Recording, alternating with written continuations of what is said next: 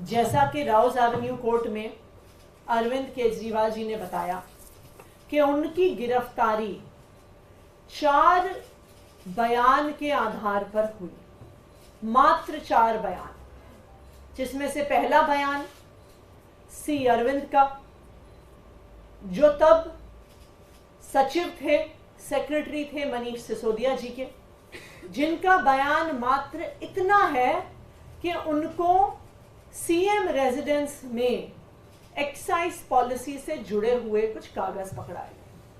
सी अरविंद का बयान कहीं पर भी नहीं कहता कि अरविंद केजरीवाल जी ने पैसे लिए, किसी ने अरविंद केजरीवाल जी को पैसे दिए। वो सिर्फ इतना कहता है कि सीएम रेजिडेंस में एक्साइज पॉलिसी से जुड़े उनको कुछ कागज मिले। इसमें पैसे के लेन देन का कोई बयान नहीं। दूसरा बयान शरद चंद्र रेड्डी, जिनके बारे में आज देश का बच्चा बच्चा जानता है कि साउथ लॉबी के शराब कारोबारी शरद चंद्र रेड्डी ने ईडी का छापा पड़ने के बाद, ईडी की गिरफ्तारी के बाद 55 करोड़ रुपया इलेक्टोरल बॉन्ड्स के माध्यम से भारतीय जनता पार्टी को चंदा दिया। तो ये थी 4 में से 2 गवाही। बाकी दोनों गवाही पिता और पुत्र एमएसआर मगुंटा श्रीनिवासलू रेड्डी और उनके सुपुत्र राघव मगुंटा रेड्डी की थी, जिनकी पूरी डिटेल सौरभ भारद्वाज जी ने आपको बताई कि किस तरह से एक सांसद होने के नाते एमएसआर अरविंद केजरीवाल जी से मिले, अपने फैमिली ट्रस्ट के लिए जमीन मांगी। अरविंद केजरीवाल जी ने कहा कि आप हमें पत्र दीजिए, हम एलजी साहब को बताएंगे। उसके बाद ना एमएसआर का, ना उनके पुत्र राघव मगुंटा का अरविंद केजरीवाल जी से कोई भी संपर्क रहा। जब 16 सितंबर को उनके घर पे रेड होती है, फिर से पिता और पुत्र की स्टेटमेंट होते हैं, जहां पर वो दोनों कहते हैं कि हमारी अरविंद केजरीवाल जी के साथ कोई जान पहचान नहीं है। मात्र उनके पिताजी एमएसआर एक बार अरविंद केजरीवाल जी से मिले, फैमिली ट्रस्ट की जमीन के लिए मिले। लेकिन ईडी को इससे संतुष्टि थोड़ी होती है। जब तक ईडी को अरविंद केजरीवाल के खिलाफ स्टेटमेंट नहीं मिलती, जब तक भारतीय जनता पार्टी को अरविंद केजरीवाल के खिलाफ स्टेटमेंट नहीं मिलती, वो इस केस के हर गवाह को प्रताड़ित करते रहते हैं। और इसी प्रताड़ना के तहत राघव मगुंटा को गिरफ्तार कर लिया जाता है 10 फरवरी को। 10 फरवरी के बाद भी राघव मगुंटा के पिताजी एमएसआर इस बात पे कायम रहते हैं कि उनकी अरविंद केजरीवाल जी से एक्साइज पॉलिसी पर कोई बात नहीं हुई। राघव मगुंटा रेड्डी के भी बार बार बयान होते हैं, वो भी इस बात पर कायम रहता है कि उसका अरविंद केजरीवाल से एक्साइज पॉलिसी पर उनकी कोई बात नहीं हुई। लेकिन 5 महीने जब राघव मगुंटा रेड्डी जेल में रहता है, तो राघव मगुंटा रेड्डी भी टूट जाता है, उसके पिता मगुंटा श्रीनिवासलू रेड्डी भी टूट जाते हैं। वो अपना बयान पलटते हैं। 16 जुलाई को वो अरविंद केजरीवाल जी के खिलाफ अपने तीसरे बयान में अरविंद केजरीवाल जी के खिलाफ बयान देते हैं और 18 जुलाई को उनके बेटे को बेल मिल जाती है।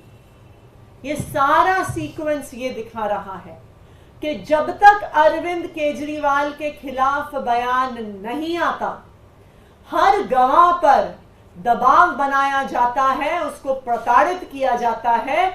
जैसे ही अरविंद केजरीवाल के खिलाफ बयान आता है, गवाही बंद हो जाती है, बयान लेना बंद हो जाता है और अरविंद केजरीवाल के खिलाफ के बयान को ईडी अपनी इन्वेस्टिगेशन में दर्ज कर लेती है। और अब जिस तरह से शरद रेड्डी का और भारतीय जनता पार्टी के रिश्ते का खुलासा हुआ इलेक्टोरल बॉन्ड्स की स्टेटमेंट बाहर आने के बाद, फरवरी 28 को राघव मगुंटा और मगुंटा श्रीनिवासलू रेड्डी का भी भारतीय जनता पार्टी से क्या रिश्ता है वो सामने आ गया। 28 फरवरी को दोनों पिता और पुत्र ने टीडीपी, जो भारतीय जनता पार्टी का एलआई है, जो एनडीए का घटक दल है, 28 फरवरी को एमएसआर और उनके सपुत्र राघव मगुंटा टीडीपी ज्वाइन कर लेते हैं। और कल 29 अप्रैल को पिता मगुंटा श्रीनिवासलू रेड्डी को भारतीय जनता पार्टी के एलआई टीडीपी से लोकसभा चुनाव लड़ने का टिकट मिल जाता है। तो जिस साउथ लॉबी की बात हम पिछले 2 साल से भारतीय जनता पार्टी की प्रेस कॉन्फ्रेंस में सुन रहे हैं, ईडी द्वारा प्लांटेड खबरों में सुन रहे हैं, ईडी की वकीलों की दलीलों में सुन रहे हैं, उस साउथ लॉबी का रिश्ता साफ साफ भारतीय जनता पार्टी से है। साउथ लॉबी का एक महत्वपूर्ण व्यक्ति शरद चंद्र रेड्डी भारतीय जनता पार्टी को 55 करोड़ रुपए चंदा देता है और साउथ लॉबी के एक महत्वपूर्ण शराब कारोबारी मगुंटा श्रीनिवासलू रेड्डी और उनका बेटा राघव मगुंटा बीजेपी के एलआई टीडीपी में शामिल होते हैं और एनडीए की टिकट से लोकसभा का चुनाव लड़ते हैं। तो साउथ लॉबी का, शराब कारोबारियों का सीधा सीधा रिश्ता भारतीय जनता पार्टी से है। तो मैं आज ईडी को यह चैलेंज करना चाहती हूं कि अगर आप वास्तविक तौर पे एक इंडिपेंडेंट इन्वेस्टिगेटिंग एजेंसी हैं तो इन सारे फैक्ट्स को रिकॉर्ड पे लेके आइए।